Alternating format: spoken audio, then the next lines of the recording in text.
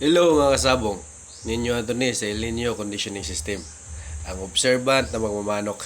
Shout out sa sponsor nito, Jervis Perez. Nagmamanok din yon. Jervis Perez. Isa rin yan sa nag-champion sa El Nino Conditioning System. Yan ang mga una kong tinuturuan. Jervis Perez, salamat sa sponsor mo na damit. Shout out sa lahat ng El Nino Conditioning System members. Shout out sa lahat ng mga subscriber ko, shout out sa lahat ng mga followers, shout out sa mga sharers, shout out sa mga viewers. Alam ko marami akong viewers na hindi ko pa subscriber, kaya mag-subscribe na kayo. Excuse me. I-hit ninyo subscribe button, i-hit nyo rin notification bell para updated kayo sa mga video. Itong video ko ay informative to para sa nagmamanok. Alam ko ang dami ko nang napachampion. Members ko, back to back champion. Yung mga hindi pa member, nagcha-champion na kahit nanonood lang sa video ko. May taga Bacolod, nanood siya sa guide ko sa 28 days conditioning. Una niyang entry ng derby, champion agad. Ganun po, hindi ko pa yun member. Meron ding nanonood lang, na dumiretso ng 8 panalo, nanonood lang paano ko magpahinga ng manok. Kasi nasa pahinga po, nagigay ng lakas ang manok. Proper na pahinga. Kaya, kung gusto nyo matuto ng shortcut sa conditioning system ko, magpamember na kayo. Kunti lang hinihingi ko. Ganyan lang po. Pero kaya nyong mag-champion kahit linggo-linggo pa. Meron na akong nagcha-champion na ng 4 na beses, 3 beses sa isang buwan. Dahil marami silang manok, naka-El Nino conditioning system lahat. Kaya sunod-sunod ang pagcha-champion nila. Totoo po yun. Manood po kayo sa mga upload ko. Sa Facebook ko, ninyo Anthony Moanya. Sa YouTube ko. Mga comment. Magbasa kayo dyan. Kasi di naman ako sikat na vlogger eh. Kunti lang yung viewers ko. Pero marami mga nagko-comment dyan. Kahit hindi ko pa member, nagko-comment dyan na nagpapasalamat sa akin. Na simula nung manood sila sa akin, sa mga turo ko, doon lang sila nakaranas ng champion. Nung manood sila ng turo ko, doon lang sila nanalo manok nila na walang sugat. Ganyan po ang El Nino conditioning system.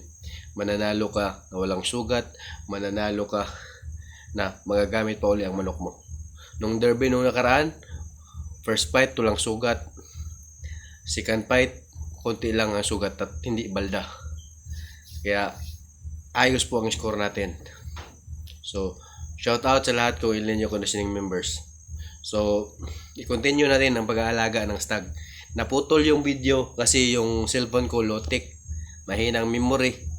Kaya kung sino mag-sponsor ng cellphone, okay lang sa akin, tatanggap ako. Kahit hindi masyadong mahal. Kahit hindi mahal, kahit second hand, tatanggap ako basta magagamit pa. Bakit yung ibang vlogger si Diwata? Oh, ano lang ba yung ano niya? Dahil ba may pakinabang siya kaya binibigyan ng milyon? Bakit sa akin walang magbibigay ng cellphone? Nakikinabang naman kayo sa ano ko sa mga video ko nagsa-champion naman kayo eh. But yung iba diyan nagbabash pa akin, nanghihingi lang ako. O bakit sila Diwata? Binibigyan ng milyon. O ba't ako ayaw niyong bigyan na nagbibigay naman ako ng idea? Di ba? Unfair naman napaka-unfair ng buhay dito sa Pilipinas. Doon lang kayo nagbibigay sa nakakinabang kayo. Bakit yung turo ko di ba napapakinabangan? Ang dami nang napapa-champion, ang dami nang napapaayos ang score dahil sa sistema ko. O sa mga basher diyan, sana mamalasin kayo. Nagbabash kayo, tapos gumagaya kayo sa sistema ko. Di ba? Kaya ang init. Kaya lang huminto ang ulan sana, pero ang init. Kaya shout out sa lahat kong mga viewers. Sana may magbigay sa akin ng cellphone or ano man ibigay nyo sa akin, tari o ano man pwedeng damit, paulit-ulit damit ko, kahit ano ibigay nyo sa akin sa lahat pala ng company, Battlecock, Pilmico, Salto, Bimig, Excellence, Thunderbird, Sagupaan, LDI. Kung sino man mag-sponsor sa akin, siya ang gagamitin kong gamot. Alam ko, yung mga hindi nyo lang alam na ang mga follower ko nagtatanong sa gamit kong gamot. So, wala akong specific na ibibigay. Sinasabihan ko sa kanila, kung anong gamit nyo, isend nyo sa akin, i-schedule ko lang. Kasi dapat naka-schedule ang bawat gamot nyo. Hindi yung bigay ka nito, paiba-iba ng araw, paiba-iba ng oras. Hindi po ganun. Ang manok, cycle ng manok, kaya sundan nyo ang cycle ng manok. Ganun lang po ang pag-alaga ng manok. Hindi po kailangan magpagod tayo. Ako lang mag-isa. May anak akong PWD. May bahay akong inaayos paminsan-minsan. May baboy ako. May mga manok ako. Ako ang nagluluto dito. Oh, ba't kaya ko maghanda ng derbing panggitnaan? Kaya ko. Kasi madali lang yan. Ang ano lang, hindi lang ako pwede mag-handler ngayon sa ibang farm. Kasi may anak akong binabantayan. Kaya, gusto nyo matuto sa El Nino conditioning system? Magpa-member kayo. Ganyan lang hinihingi ko, pero pwede kayo mag-champion ng 50,000. Kasi ang 2 hits ngayon, 50,000, 30,000. Laki na yan. Ganyan lang hinihingi ko. Kahit pa back to back, kahit anong klaseng manok yung gagalaw sa sistema ko. Basta, sundin nyo lang sistema ko. Okay, ito guys. Continue tayo. Kasi naputol yung video ko, last video ko eh. Pero in-upload ko pa rin kasi masasayang. Kaya, ganito. Ang last video ko is about paano palakasin ang palo ng stag. So, recap tayo ng konti. Dapat ang stag mo sanay sa kaliwa na tali. Pag matibay na ang paa ng manok mo sa tali, ang sa kaliwa na tali, yun, tsaka mo yun ilabas sa maraming manok. Pero kung hindi pa, doon mo i-isolate mo muna sila. Puros lang sila stag. 5 months ako magtatali ng manok, pero malalayo ang distansya para walang hamunan na mangyayari. Kasi pag maghamunan yan, maghihilahan, masisira ang kaliwa. Kaya distansya talaga. Siguro kanang yung mga 1 to 1.5 meter ang layo. Hindi na yan maghahamunan. Walang babae dapat na nakakapasok sa area nila kasi yun ang nakakadali ng paa ng manok.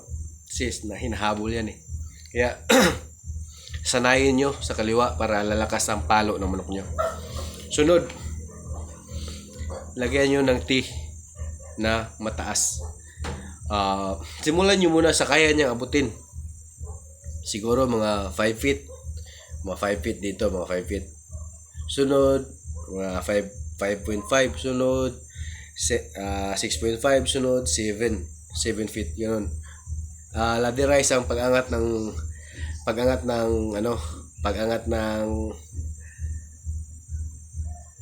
kanyang T. Kasi pag bigla-bigla mong itaas yan, matagal yan makalipad sa dulo. Dahan-dahan. Nasa sa iyo kung pwede weekly ang pag-angat, pwede rin taasan mo ng taasan.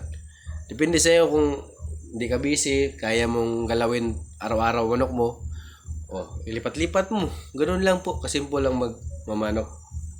Para lalakas ang pakpak ng manok kasi nasa pakpak ang pwersa talaga. Nasa pakpak. Kaya kung malakas na ang pakpak ng manok nyo, tapos malapit ng laban, tsaka nyo ibaba ang hapunan. Dahan-dahan din para hindi mabigla ang pag-relax ng katawan, ng muscle. Dahan-dahan rin. Kaya lalo na ngayon, stag derby, ititiyak ko sa inyo, marami ng backyard na magsa-champion ngayon sa mga local. Kasi marami akong members na nagpa-assist sa akin sa mga local nilang asosasyon, stag derby. Watch out. By October, backyard magsa-champion. Mark my word. Yung mga backyard na yan, nagpa-assist sila sa akin. Nagkumuha sila ng knowledge, nagpa-member, inassist ko na, umaayos na score nila sa CAC. Yung isa, muntik na mag-back-to-back champion. Nasilat lang yung pa-champion niya sa pangalawa. Una, champion siya. 150,000, 3 hits. Pangalawa, waiting na siya. 2 wins. Yung isa, pa-champion, gabing-gabi na, nalaglag. Kaya, 5 wins at 1 loss siya. Pero maganda yun, maganda na rin yun. Kung ako andun, kikita pa rin ako nun. May sistema dyan. Kahit hindi ako mag-champion, pag ganyong pa-champion ako, kikita pa rin ako dun. Ganito lang po yun. Sa sunod na vlog, i-share ko paano kikita sa mga ganyang 3 hits, 2 hits, paano ka kikita. Lalo na pag world champion ka, ituturo ko yan sa inyo. So ganito, dapat malakas ang pakpak ng stag mo. Malakas ang pakpak. I-develop mo by bigyan mo ng mataas na hapunan. Pero dahan-dahan.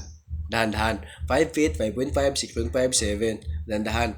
Para naman malakas talaga ang pakpak. Sigurado, 1-2 palo patay na kalaban. Nasa pakpak po ang pwersa. Wala sa... Ang paa, secondary lang yan. Pero ang pwersa talaga nasa pakpak. Kasi pagaspas ng pakpak, sabay palo, tiyak, malalim ang pasugat niyan. Kaya ganun. Dapat ang manok mo pwersado ang pakpak. Kaya ayusin mo ang kanyang liparan, ang kanyang yung iba-ibang taas. 5.5, 6.5, 7. Basta palipat-lipat lang yan sila. Huwag mong parehasin. Huwag mong uniform. Kasi isa lang maging pwersa nila. Dapat ang pag-contract ng muscle malakas para ang palo malakas din. Ganon po yun. Sa Stag Derby ngayong coming October, maraming backyard na member ko na magsasali. Kaya watch out kayo dyan. Ganyan ha.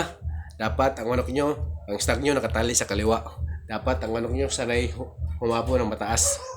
Mataas na T. Pero dandahan mo kasi wag naman mabigla yung balikat. Pag mabigla yan,